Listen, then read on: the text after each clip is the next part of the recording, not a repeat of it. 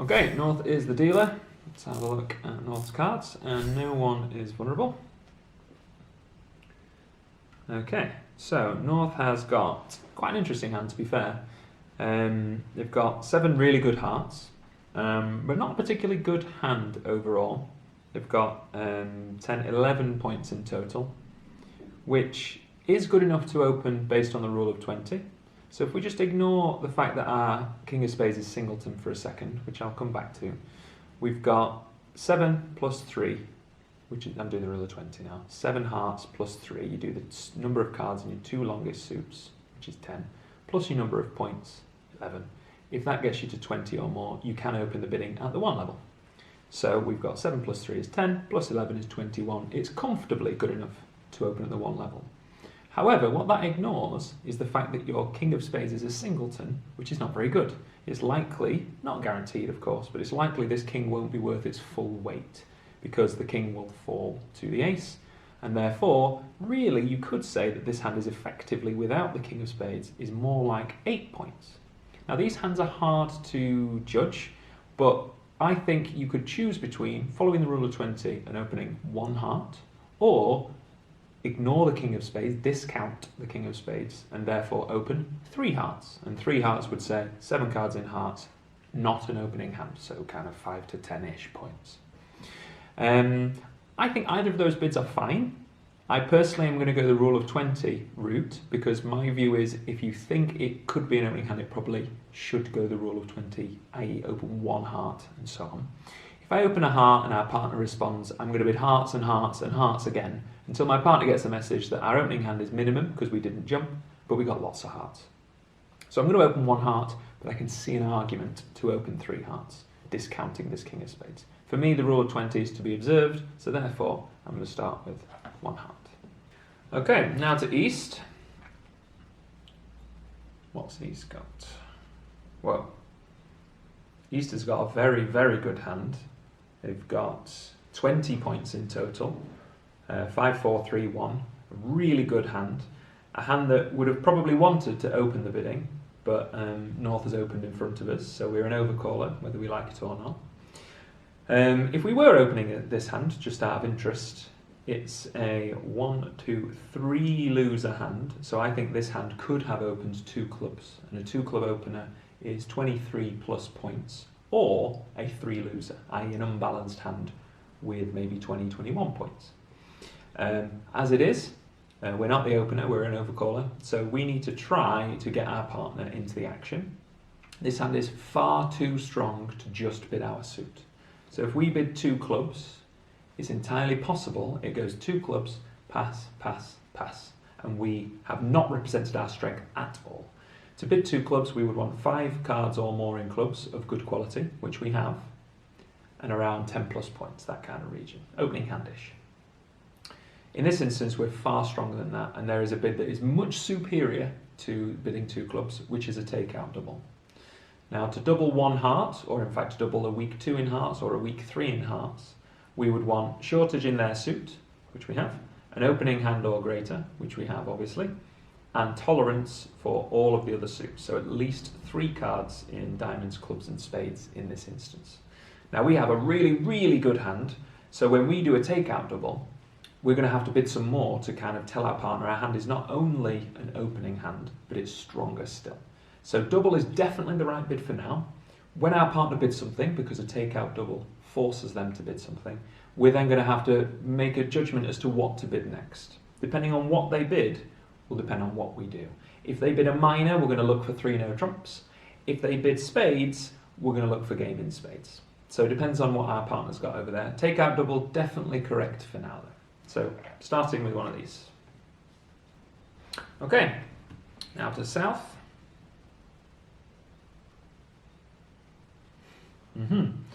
Not entirely surprising that South's hand isn't brilliant.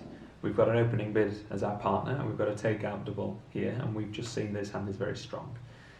So South has got a very easy hand to bid. They're probably going to pass throughout the whole auction because their hand is really bad. I certainly wouldn't respond here. I wouldn't bid 1 spade, for example, or 1 no trump or anything. We want 6 points or more to respond. Occasionally you might respond with fewer than 6 points if you have a fit for your partner or you've got a long suit that you feel like you want to bid. This is a really bad hand and definitely no interest in bidding anything. So pass for now and probably pass throughout, but certainly pass for now. So now to West's cards. West has got 8 points, balanced 8 points. Not a brilliant hand, not going to be honest, but we're responding to a takeout double. So the important thing about a takeout double is that it is just that. It says take us out of their contract, in this case 1 heart. So we have to bid something. Now have to is a strong word. Our partner is strongly insinuating we need to respond to them. You could pass a takeout double if you had lots of their suit and you thought that you wanted to leave them in 1 heart doubled. That's a very unlikely prospect. You will be responding to a takeout double pretty much always, even if you don't want to. So here we need to bid a suit. We could bid 1 no trump, I suppose, showing 6 to 9. But for me, you want to bid a suit in response to a takeout double to try and find a fit before you then settle for no trumps. So we have a choice as to whether to bid diamonds or spades. And I prefer bidding spades for 2 reasons. 1, spades are more important than diamonds. We need to show that we have 4 spades in case our partner has 4 spades as well. So we have a spade fit. And 2, we would have to bid 2 diamonds instead of 1 spade. And I would argue this hand isn't really good enough for the 2 level. Now, if we didn't have any other suit other than diamonds, we perhaps might have to bid 2 diamonds, even if we only had 6, 7, 8, 9 points. But because we have spades to bid, they're better for 2 reasons. We show a major and we keep the bidding lower. So whilst I don't particularly like this hand, I think the correct response in response to the double is to bid 1 spade. We've been asked to bid, so we're going to bid our major. Whether we carry on in spades or our partner bids no trumps or never bids again, we'll find out how the bidding is going to develop after this, but we have to show our spades. So the correct bid, 1 spade. Okay, so back to North, and it's fair to say the bidding didn't go how North wanted, because they opened and their partner hasn't responded. So when South failed to respond to our 1 heart bid, they're showing less than 6 points, no interest in any kind of contract really.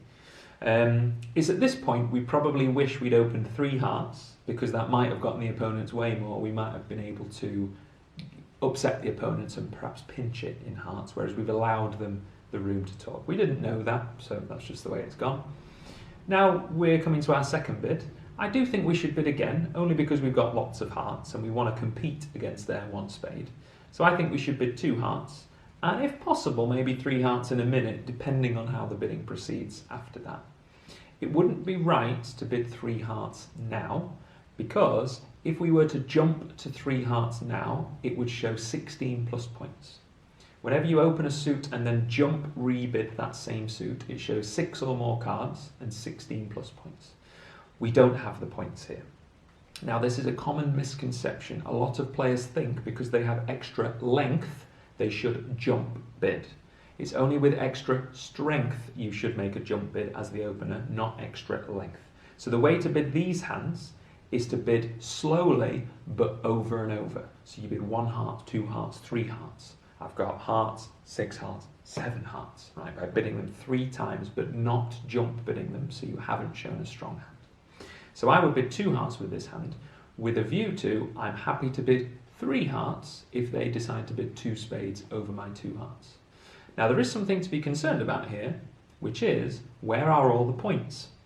Because our partner has represented less than 6 because they failed to respond. We have only got 11 and only just about opened the bidding on rule of 20. So it's very likely the opponents can make game because we have 11 opposite a maximum of 5 over there. So what's probably going to happen is that they're probably going to bid 4 spades. So it doesn't really matter how many hearts we bid or even if we bid at all. But we should bid 2 hearts and then 3 hearts if allowed to try and pinch it in hearts. But I suspect we're not going to get that far because the opponents have got enough points to make game. So they're probably going to bid something higher than we can tolerate. But it is right to bid. You shouldn't take it laying down. You should at least try to compete. So I think the correct bid is 2 hearts, not jumping to 3 hearts because we're not strong enough. Okay, so back to the really good hand with East. And our partner has bid 1 spade in response to our double. So good news, we found a spade fit. Bad news, they didn't jump so they haven't really got a very good hand. If West had an interest in something, they might have jumped to 2 spades, or they might have bid the opponent's suit to show some strength. By them bidding at the lowest level, they could theoretically have 0 points. It could be that we've doubled, they've had to bid because we forced them to, so they bid their longest suit. They could theoretically have 4 spades or more and no points at all. So it's probably definitely a good enough hand to bid game, but probably not going to be a good enough hand to bid more than game. Now, looking at this hand, you're thinking, well, we only need our partner to have something like ace of clubs, king of spades, and, we might be able to make a slam. And that's true. But there is a bit of a clue here, which is the opponents have opened the bidding. It's unlikely that you can make a slam when the opponents open at the 1 level, because if they've got 12 points, the most you can have together is 28. And you usually want around 30-ish to be making a slam. Now, that obviously isn't explicitly true, it's just a good guideline to follow. Now, of course, they could have opened on the rule of 20, maybe they've only got 10 or 11 points, and maybe we have the rest. But even then, it's unusual to make a slam against an opening bid. You require a lot of extra shape, which we do have some shape here, a singleton heart. So whilst it wouldn't surprise me if 12 tricks is possible, I don't think it's really biddable. So I think 4 spades is the right bid. Just blast game. Partner could have nothing, but we want to be in game even if they've got nothing, because we've got 3 losers. If our partner had done something more optimistic, we probably would have looked for a slam. So if they jumped to 2 spades, showing us 6 to 9 points with 5 spades, say, we probably would have bid 4 no trumps, asking them for key cards. Can we make a slam? Have you got the ace of clubs? That kind of vibe. Because their bid is so feeble and could be so weak, I think blasting 4 spades is the right bid. There is one alternative, which is to try and make a splinter bid, and that is a way of showing a fit for your partner's bid, spades, and a singleton in a new suit. So in this case, that will be hearts. So if you were playing splinters, you could make the argument that a jump to 4 hearts here would show a splinter, a singleton in hearts, a fit for your spades, and an interest in more than just 4 spades. Now, usually, splinters come up when your partner opens the bidding and you then splinter immediately. 1 spade, 4 hearts. It's a very rare occurrence for you to double your partner bid and then you splinter because you've made your partner bid. So they could have nothing at all. So for those of you that play splinters, you could try a 4 heart bid here. It's an extremely rare occurrence where the double hand is so strong that not only are they wanting to play in game, they want to potentially play in slam. Now, as I discussed, because there's an opening bid against us, it's probably not going to lead to slam, so you probably want to just bid 4 spades. But if you did play splinters, this could be a good application of them. Of course, our partner could have very handy cards like ace of hearts, ace of clubs, king of spades, something like that. But if they did have that many points, they probably would have bid more optimistically earlier. So I think whilst you could bid a splinter, it's probably not going to yield enough. Your partner's not going to have enough points or enough controls in order for a slam to be possible. So I think a simple, practical bid of, you've bid spades, my hand's amazing, let's put you in game in spades, is the correct approach. Therefore, I think the correct bid is jump to 4 spades. Okay, so 4 spades was passed out by everyone, and now we are back with North to see what they should lead against 4 spades. And I think it's a bit of an eeny-meeny scenario between choosing a club or a diamond lead. I wouldn't lead spades because it's possible we might make the king of spades as a trick, especially if the opponents have got the ace of spades here. They might try a finesse, for example. If the ace of spades is on our left, of course, that's not going to work. And I wouldn't lead hearts because we have the ace without the king. So against a trump contract, you don't want to lead away from an ace, so I certainly wouldn't lead a low heart. And you shouldn't lead the ace without the king. Now, there is a common kind of school of thought I see, which is when you've got a really long suit, 7 cards, leading the ace might be a good idea because someone is going to be short. And that is true, someone probably is going to be short. The problem is, by leading the ace, you're setting up the king for the opponents. So, if your partner is the one with the singleton heart, this will work well. You play the ace of hearts, you then play the queen of hearts and they trump it, right? That will work well. But the likelihood is, it's more likely one of those has the singleton. So you'll have took your ace, but you'll have presented them with a void in order to ruff that suit. So it's usually not correct to lead the ace without the king, even if you have a long suit. But a lot of players feel like, oh, I better take my ace because they might get rid of them. But on what? Unless they've got a really long club or diamond suit, we're probably going to make our ace of hearts, and we want to try and squash their king of hearts. So I wouldn't lead a spade for sure, and I wouldn't lead the ace of hearts nor any other heart. I'd be choosing between a club or a diamond. Now, I'm not thrilled between a club or a diamond lead, but I tend to not like doubleton leads, especially when there's an honour in there, because that might set up their queen 10 or something. So I'm going to lead a diamond, not because I'm thrilled with diamonds, but because it's safe and it's passive, or at least it looks safe. And because of the diamond suit we have, it's correct to lead the middle one. If we led the 9, that would look like we don't like the suit, which is true, but then we would have to follow it with the 3 or the 6, which looks like a doubleton. So with 3 small cards in a suit, you should lead the middle one, because if you lead the low one, that looks like you're promising an honour. Low like, high hate. If we lead a low card, we're saying we like the suit, i.e. we have an honour. If we lead a high one, we're saying we don't like the suit. But if we lead the 9, it looks like a doubleton. So leading the 3 is wrong because it promises an honour we don't have. Leading the 9 is wrong because it promises a doubleton we don't have. Therefore, you should lead the 6, followed with the 9, and then the 3. And this is known as a mud lead. Middle, up, down. Mud, middle, up, down. And that's called a mud lead. So that's when you're leading a suit you don't like, but you've got 3 of them and you don't know what else to do. So the lead I'm going to opt for is a not very thrilling, but looks to be safe, mud lead of the 6 of diamonds. Okay, down goes the dummy.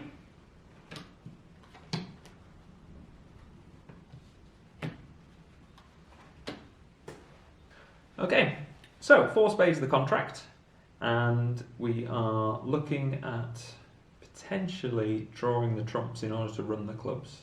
So largely speaking, there are 2 different ways to play trump contracts. This is an oversimplification to some degree, but it's largely true. And they are draw the trumps, play your winners outside of trumps. So the way this hand would go is we draw the trumps and then try to run the diamonds and the clubs, which looks quite attractive.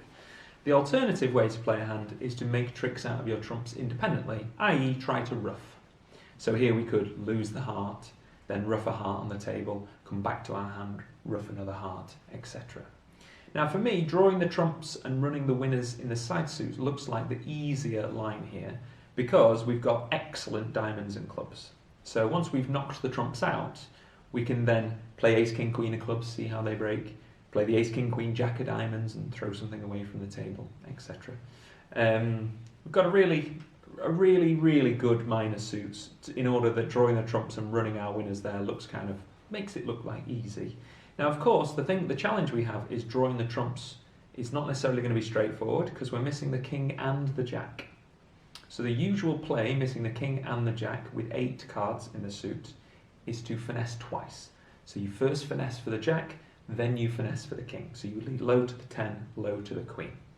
And our hope here is that the hand on our left, the opening hand, don't forget, has the king and or the jack. If they have the king and the jack, we're going to be able to finesse all of them off them. If they have the king or the jack, we're going to finesse one of them. So a double finesse would only fail if South has the king and the jack, which will be quite unlucky. That's losing 2 50-50s. So the way I want to play this hand is, come to my hand, lead a spade towards the dummy, and my intention is to finesse with the 10. So I'm going to win the diamond by force on the table. I'm going to come over to my hand with the ace of clubs, and I'm going to start drawing the trumps. Once the trumps have been knocked out, depending on how successful the finesses are, then we're going to run the clubs, see how the clubs break, run the diamonds, and so on. I would like to play ace, king, queen of diamonds, and then the jack of diamonds and throw this losing heart away. But unfortunately, if we do that, someone will certainly be trumping the 3rd or 4th diamond, depending on how they break. So we can't afford to do that. We need to draw the trumps first before we start cashing diamonds and clubs. So for this trick, obvious, we're going to win a diamond, but my general plan is going to be come to my hand, try to draw the trumps, and then see how the clubs and diamonds, clubs are breaking, and try to run the diamonds after that. So for now, just win on the table, draw the trumps in a minute. Okay, so won the diamond on the table. South follows with something small. Depends on their signalling method as to what this means. With the ace, king, queen on the table, it's probably going to be largely irrelevant what signal they give in diamonds, but some players would play attitude or count. Doesn't matter here though. So we win the diamond, and now we want to try and get to our hand in order to take the spade finesse. Now, because we can see that the king of spades is singleton, we can see that we don't need to cross to our hand to play a spade towards the ace-queen. We could just play the ace and kill the king. But we wouldn't be psychic and we wouldn't know that. So we should cross to our hand and play a spade towards the dummy because we don't know that the king of spades is a singleton. So I would cross to a club. Quite low risk playing a club because we've only got 7 of them. It's unlikely that this will get roughed anytime soon. So the ace of clubs wins. We want to try, if we can, to keep account of the clubs as well, because we want to know when this suit becomes good. So try to hold on to, we've got 4 clubs gone so far. Now we want to draw the trumps. So we play a spade, intending to play the 10 if they play low. So if North plays a little spade, I would play the 10, trying this double finesse. As it happens, the king appears. This is good news, but also bad news. The king appearing means we're not going to lose the king, but it does mean that the spades are probably, almost certainly, 1 and 4. So that means that this hand has 4 spades, which means drawing the trumps is not going to be anywhere near as easy as we wanted it to be. So we kill the king with the ace, obviously, but now we need to have a little rethink. If the spades are 4 and 1, we might not be able to draw them all, because if we draw all of our trumps, we might then suffer a lot of heart losers. So it might be that we have to leave south with a trump or 2, whilst we try and get our tricks in the minors. So, we win the ace of spades. We also suspect that South's got the jack, of course, because this looks like a singleton. It's a very unusual thing to do if they had more than the king. So, we haven't really got a way to get back to our hand. If we did, we could come to our hand to play another spade, but we suspect they've got all the spades. So we could play the queen of spades now to draw another trump, and then we will get the news, the trumps have broken badly. Because of the distribution of the points, we know that South's not going to be able to get the lead very easily. So it's okay to cash the queen of spades, just to test the waters. You never know, maybe this hand was being strange with king jack doubleton or something, which they weren't, of course. So we confirm the bad news. This hand throws something away like a heart, because a heart's not going to be very relevant. So we now know that drawing the trumps is not going to work. What we could do is play a spade to the 9, forcing their jack of spades, and then play a 10 of spades to draw all the trumps. But then we're susceptible to potentially losing heart tricks and maybe club tricks, depending on how the clubs break. So at this point, I would now stop for a second, and I would think about, well, can we do some roughs instead? So can we rough clubs in our hand, rough hearts in the dummy, and stop the original plan because of the trump break? So basically pivot to a different strategy. Now, because we know the trumps are here, roughing clubs is a very safe thing to do, because if they can rough, they have to rough before us. Whereas roughing hearts is potentially risky, because if we're roughing, we might get over-roughed because of who has the spades. So I would now cash the king, queen of clubs, following with a club and a heart, throwing a heart away, to see how the clubs are breaking, and potentially rough a club, and so on, to try and see if this hand is also roughing. We're now trying to get a feel for the shape, but because we know who has the spades, the clubs is a safe bet, assuming the king of clubs survives. If this gets roughed, we're potentially in trouble. That would be an extremely unusual shape. So, king of clubs, everybody follows, like so. So that's now 8 clubs gone. So there are 2 trumps left, both with South, and there are now 2 clubs left, and we don't know how they're splitting. So I would now play the queen of clubs, which South follows to, so we don't need to rough this one, because we know they can't rough because they haven't got any spades. So we can throw a heart loser. They also throw a heart. So this is handy that the person with the clubs is the person with the trumps. The club's got to split 3-3, of course. So now we can rough a club, and we know that when we play a club, they must play their last club, because we can count the clubs. So it goes club, club, which is the final club. We rough it. They throw a heart away. They could easily throw a diamond away as well, to be fair. Okay. And now we want to get back to the dummy. So we can do so by playing a diamond. They should play the 9. They lob down. Like so on. Like that. Get back to the dummy. And now we have an interesting position, because that club is a length winner. So if we play this club, which I'm going to do, I actually might cash the ace of diamonds first. Yes, I'm going to cash the ace of diamonds first. This 9 of spades is our last entry to hand to enjoy the jack of diamonds. So I'm going to cash the ace of diamonds first. If this hand roughs the diamond, so be it. There was nothing we could have done to avoid that, because we couldn't afford to draw the trumps. As it happens, the diamonds all fall down. Okay, so that one survived. So we're getting quite lucky with the shape, except from the spades, of course. The diamonds and clubs having to be followed by this hand is very handy. So now, when we play this club, because this is a length winner, because we've counted the clubs, this is the last club in the deck, South has an interesting predicament. They either ruff in low, allowing us to ruff over them, and then we play the Jack of Diamonds to throw our heart away, or they ruff high, in which case we throw a heart away, which means we gain an extra spade. So either way, they're in trouble. Of course, the third option would be throw a heart, let us win this club, which is also bad for them because it allows us to make a length winner. So they are in a bit of a catch-22. Now, the best defence is going to be ruff this club high in order to get the lead, to play a heart so that our partner gets their heart trick before it vanishes. If they ruff low, we could over-ruff with the 9, play the Jack of Diamonds, throwing this heart away, then trump a heart and give the Jack of Spades as the last trick, so we could get 12 tricks. So we need to ruff high as South to get the lead, which you don't want to do, but this is why Declare has played the hand well, because they've forced them to ruff with the Jack, which they don't want to do. We don't have to ruff, so we're going to throw a heart away, because the Jack of Diamonds is a winner, not that that really matters. This hand discards another heart, like so.